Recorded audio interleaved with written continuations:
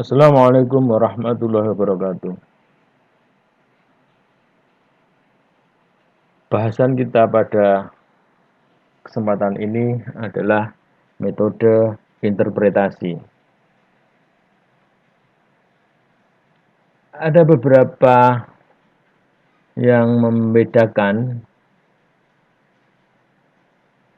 tentang interpretasi.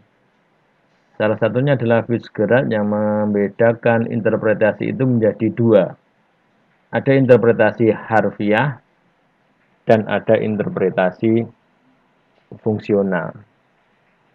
Penafsiran harfiah merupakan interpretasi yang semata-mata menggunakan kalimat-kalimat dari peraturan sebagai pegangannya, atau interpretasi harfiah ini merupakan interpretasi yang tidak keluar dari litera legis, apa yang ada di dalam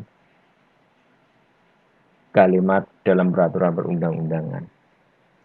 Sementara interpretasi fungsional disebut juga interpretasi bebas, karena tidak mengikatkan diri pada kalimat dan kata-kata yang ada di dalam peraturan. Penafsiran ini mencoba untuk memahami maksud sebenarnya dari suatu peraturan dengan menggunakan sumber lain yang dianggap bisa memberikan kejelasan yang lebih memuaskan.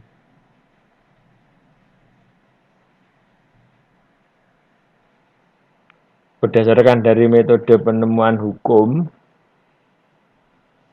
interpretasi dapat dibedakan menjadi dua, penafsiran restriktif dan penafsiran ekstensif. Restriktif di sini artinya penafsiran yang bersifat membatasi untuk menjelaskan suatu peraturan perundang-undangan, ruang lingkup ketentuan itu dibatasi. Prinsip yang digunakan dalam penafsiran ini adalah prinsip lex serta, bahwa suatu materi dalam peraturan perundang-undangan tidak dapat diperluas. Ya sudah, itu yang menjadi makna. Tetapi untuk penafsiran ekstensif ini penjelasannya bersifat melampaui batas-batas yang ditetapkan oleh interpretasi gramatikal atau interpretasi secara bahasa, ya, atau kalimat atau kata yang ada di dalam peraturan perundang-undangan. Nah, ini ada beberapa macam tentang metode penafsiran hukum. Yang berikutnya nanti beberapa metode penafsiran konstitusi. Sekarang kita akan bahas dulu tentang metode penafsiran hukum yang lebih umum daripada penafsiran konstitusi. Yang pertama tentang penafsiran gramatikal. Nah, penafsiran ini memberikan penekanan pada pentingnya kedudukan bahasa dalam rangka memberikan makna terhadap suatu objek. Memberikan arti kepada suatu istilah atau perkataan sesuai dengan tata bahasa, inilah penafsiran gramatikal. Misalkan apa? Apabila di dalam suatu peraturan memberikan rincian tentang ada pedagang, tenaga terampil, pekerjaan, atau orang lain apapun, nah orang lain apapun ini harus diartikan termasuk dengan kategori orang-orang yang sudah disebutkan sebelumnya. Kemudian ada tafsir teleologis atau sosiologis.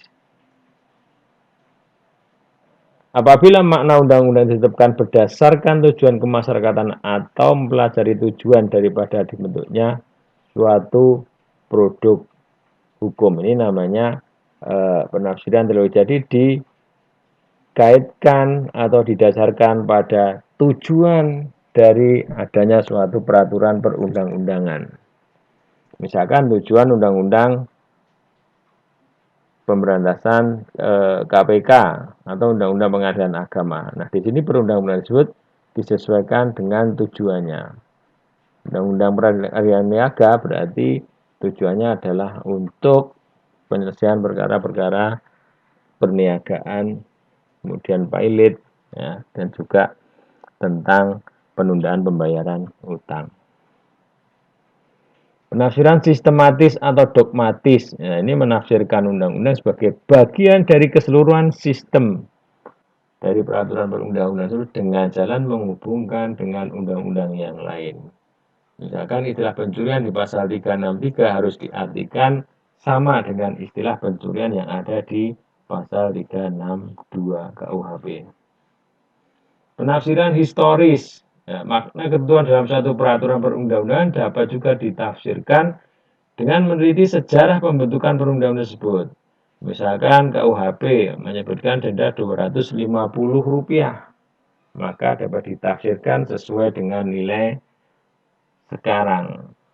Nah, 250 ini berarti kan dibuat sebelum Indonesia merdeka. Bagaimana dengan nilai 250 itu sekarang ini?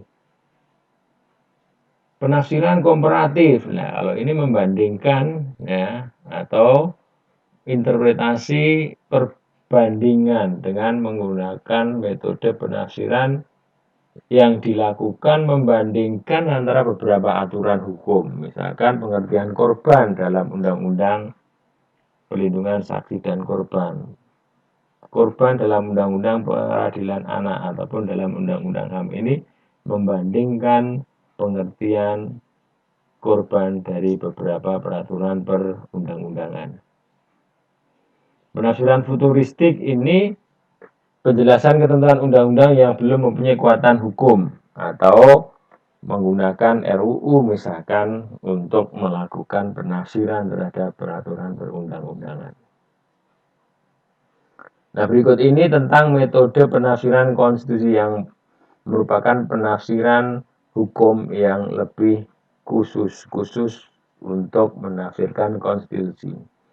Ini ada beberapa penafsiran, ada penafsiran tekstual, ini hampir sama dengan penafsiran gramatikal, di mana penafsiran ini adalah dengan cara memberikan makna terhadap arti dari kata-kata yang ada di dalam dokumen atau teks yang dibuat oleh lembaga legislatif atau pembuat undang-undang. Kemudian ada penafsiran orisinil.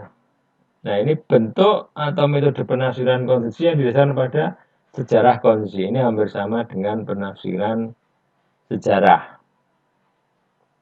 Kemudian untuk penafsiran doktrinal, metode penafsiran dilakukan dengan cara memahami aturan perundang-undangan melalui sistem preseden atau melalui praktek peradilan. Kemudian ada penafsiran prudensial, ya ini metode penafsiran yang dilakukan dengan cara mencari keseimbangan antara biaya-biaya yang sudah dikeluarkan dan keuntungan yang diperoleh dari penerapan suatu peraturan.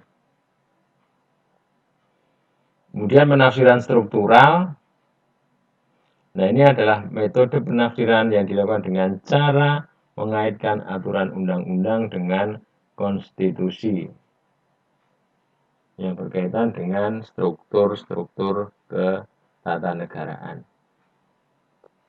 Penafsiran etikal, nah ini penafsiran yang dilakukan dengan cara menurunkan prinsip-prinsip moral